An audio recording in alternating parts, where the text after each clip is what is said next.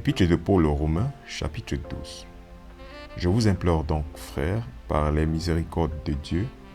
que vous présentiez vos corps en un sacrifice vivant, saint, acceptable à Dieu, qui est votre service raisonnable. Et ne soyez pas conformes à ce monde, mais soyez transformés par le renouvellement de votre intelligence, afin que vous puissiez démontrer quelle est cette bonne et acceptable et parfaite volonté de Dieu. Car je dis que par la grâce qui m'a été donnée à chaque homme qui est parmi vous, de ne pas avoir une haute opinion de lui-même qu'il ne devrait, mais de penser sobrement, selon que Dieu a distribué à chaque homme la mesure de la foi. Car comme nous avons beaucoup de membres dans un seul corps, et que tous les membres n'ont pas la même fonction, ainsi étant nombreux,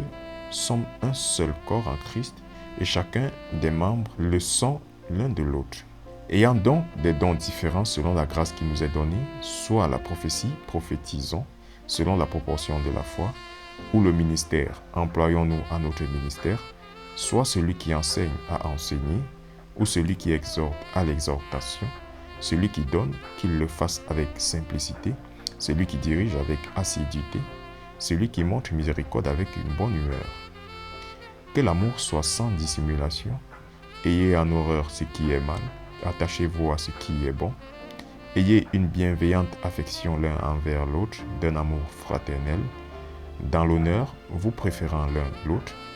pas oisif en affaires, fervent en esprit, servant le Seigneur. Vous réjouissant dans l'espérance, patient dans la tribulation, persévérant intensément dans la prière, subvenant à la nécessité des saints, enclin à l'hospitalité, bénissez ceux qui vous persécutent, bénissez et ne maudissez pas, réjouissez-vous avec ceux qui se réjouissent et pleurez avec ceux qui pleurent, soyez d'une même intention l'un envers l'autre, ne vous préoccupez pas des choses élevées, mais condescendez aux hommes de basse condition, ne soyez pas sages en vos propres imaginations,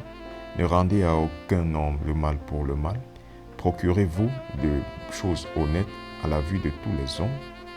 S'il est possible, autant qu'il dépend de vous, vivez en paix avec tous les hommes. Chers bien-aimés, ne vous vengez pas vous-même, mais donnez plutôt place au courroux, car il est écrit, la vengeance est mienne, je la rendrai, dit le Seigneur. Par conséquent, si ton ennemi a faim, nourris-le, s'il a soif, donne-lui à boire, car en faisant cela, tu amasseras des charbons de feu sur sa tête. Ne sois pas vaincu par le mal, mais vainc le mal par le bien.